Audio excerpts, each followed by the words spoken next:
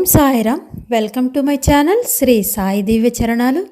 మనం లాస్ట్ వీడియోలో జనార్దన్ యశ్వంత్ గల్వాంకర్ హేమత్ పంత్ గారి అల్లుడు గారి కోసం తెలుసుకున్నాం కదా.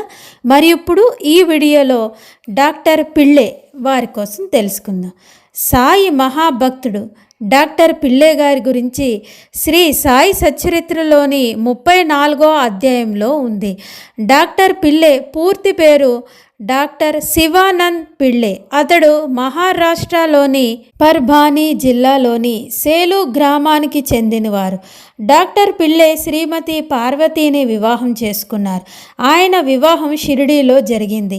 సాయిబాబా స్వయంగా వారి వివాహానికి హాజరై వారి ఆశీస్సులను అందించారు. ఒకసారి ఏం జరుగుతుందంటే, కొన్ని పెద్ద కుక్కలు పారిపోతూ ఉండగా ఒక చిన్న తెల్ల కుక్క క్రూరమైన పెద్ద కుక్కలను వెంబడించింది. దాని కాటుకు పెద్ద కుక్కలు భయపడి పారిపోతూ ఉన్నాయి. గ్రామంలోని కొంతమంది చేతుల్లో కర్రలు పట్టుకొని ఆ చిన్న తెల్ల కుక్కను వెంబడించి చంపాలనుకున్నారు. ఆ చిన్న తెల్ల కుక్క మసీదు మెట్లు మీదకు పరిగెత్తుకొని వచ్చి బాబా వెనక నిలబడి రక్షణ కోరింది. వెంటాడుతూ ఉన్న ప్రజలు మసీదులోకి ప్రవేశించడానికి భయపడ్డారు. ఈ సంఘటనలన్నిటినీ చూసి బాబా వారిని తీవ్రంగా తిట్టారు. ఎందుకంటే ఒక మూగజీవి పట్ల ఎలాంటి సానుభూతి లేదు. ఆ కుక్క పిచ్చిదని, దానిని చంపాలని వారు అన్నారు. డాక్టర్ పిళ్ళే జైకర్ మసీదులో ఉన్నారు. బాబా ఆ కుక్క దగ్గర కూర్చొని ఉన్నారు.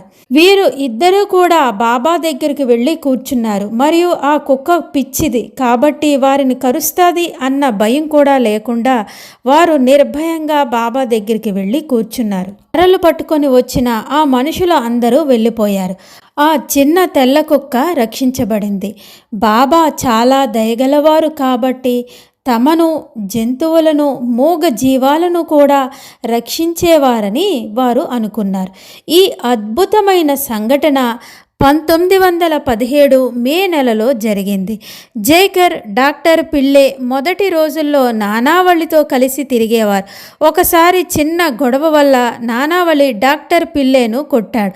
అప్పుడు బాబా నానావళిని హెచ్చరించారు. వాళ్ళిద్దరినీ నానావళితో కలిసి తిరగవద్దని కూడా చెప్పారు. ఒకసారి డాక్టర్ పిళ్ళే బాపూసాహెబ్ బూటి, కాకాసాహెబ్ దీక్షిత్ మరియు తాత్య రాధాకృష్ణ ఇంట్లో విందు కోసం కలిశారు. ఆ సమయంలో తాత్య రాధాకృష్ణ గురించి తన అనుభవాన్ని బహిరంగంగా చెప్పాడు. ఒకసారి తనకు రాధాకృష్ణతో కొంత అభిప్రాయ భేదం వచ్చిందని, ఆ సమయంలో ఆమె కోపం తారాస్థాయికి చేరిందని తాత్య అన్నారు. ఆ తర్వాత తాత్య తన పొలానికి వెళ్ళి పనిలో మునిగిపోయాడు. కానీ ఎక్కడ నుంచో కొన్ని రాళ్ళు ఎగిరి వచ్చి తన కాళ్లపై కొట్టడం గమనించాడు. కానీ తనపై ఎవరు రాళ్ళు విసురుతున్నారో అర్థం చేసుకోలేకపోయాడు. ఉపాసనీ బాబా వాగ్దానం చేసిన అద్భుతమైన భవిష్యత్తును మర్చిపోతూ 1912-13లోని షిరిడీలో తాను త్వరలోనే చనిపోతానని భావించాడు. మరియు ఈ విషయం డాక్టర్ పిళ్ళేతో చెప్పారు. ఎందుకు ఉపాసని బాబా ఇలా మాట్లాడుతున్నారని డాక్టర్ పిళ్ళే అతనికి దూరంగా ఉండేవారు. ఆయన తన భావాలను వైద్యుడితో చెప్పుకునేవారు.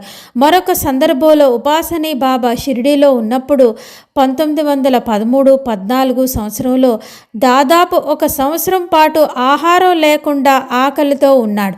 డాక్టర్ పిళ్ళే ఆ సమయంలో ఆయన పల్స్ రేట్ను పరీక్షించేవారు మరియు ఆకలితో అలమటించే ముందు ఏప్రిల్ 1913లో నిమిషానికి 40 మరియు జూలై 1913లో ఆకలితో అలమటిస్తూ ఉన్నప్పుడు నిమిషానికి 20గా పల్స్ రేట్ ఉన్నట్లుగా కనుగొన్నారు. ఆయన ఏ కష్టమైన పని అయినా చేయగల సామర్థ్యం కలిగి ఉన్నాడు. బాబా కృప ద్వారా ఆయనకు లభించిన శక్తి అలాంటిది అని అనుకున్నారు డాక్టర్ పిళ్ళే. 1913 సంవత్సరం జూలై ఆగస్టులో అత్యున్నత స్థాయికి చేరుతారు అని బాబా చెప్పారు. కానీ ఉపాసనీ బాబా ఆదేశాల మేరకు షిరిడీలో 4 సంవత్సరాలు నవజీవన కాలాన్ని పూర్తి చేయకుండానే షిరిడీ విడిచి వెళ్ళిపోయారు. డాక్టర్ పిల్లే మరియు షిండేకు చెందిన గణపతిరావు సహాయంతో ఉపాసనీ బాబా రహస్యంగా షిరిడీ వదిలి వెళ్ళాలని నిర్ణయించుకున్నారు. షిరిడీని విడిచిన తర్వాత ఉపాసనీ బాబా షిండే, నాగ్పూర్, ఖరగ్పూర్ మరియు అనేక ఇతర తీర్థయాత్ర స్థలాలకు సందర్శించారు.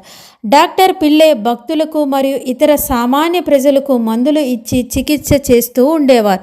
షిరిడీలో డాక్టర్ పిల్లే మనవడు డాక్టర్ గాయత్రి ప్రసన్న పిల్లే తెలంగాణలోని సికింద్రాబాద్లోని విద్యానగర్లో నివసిస్తూ ఉన్నారు.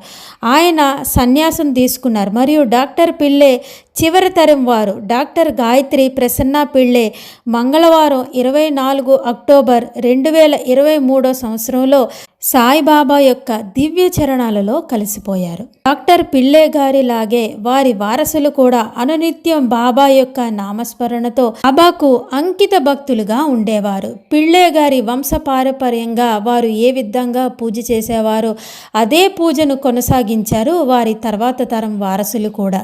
వారు కూడా బాబాకు అంకిత భక్తులుగా ఉన్నారు. ఇది డాక్టర్ పిల్లే గారి అనుభవం. మరొకసారి మరొక భక్తుడి కోసం తెలుసుకుందాం. సమర్థ సద్గురు శ్రీ సాయినాథ్ మహారాజ్ కీ జై. ఓం సాయిరామ్.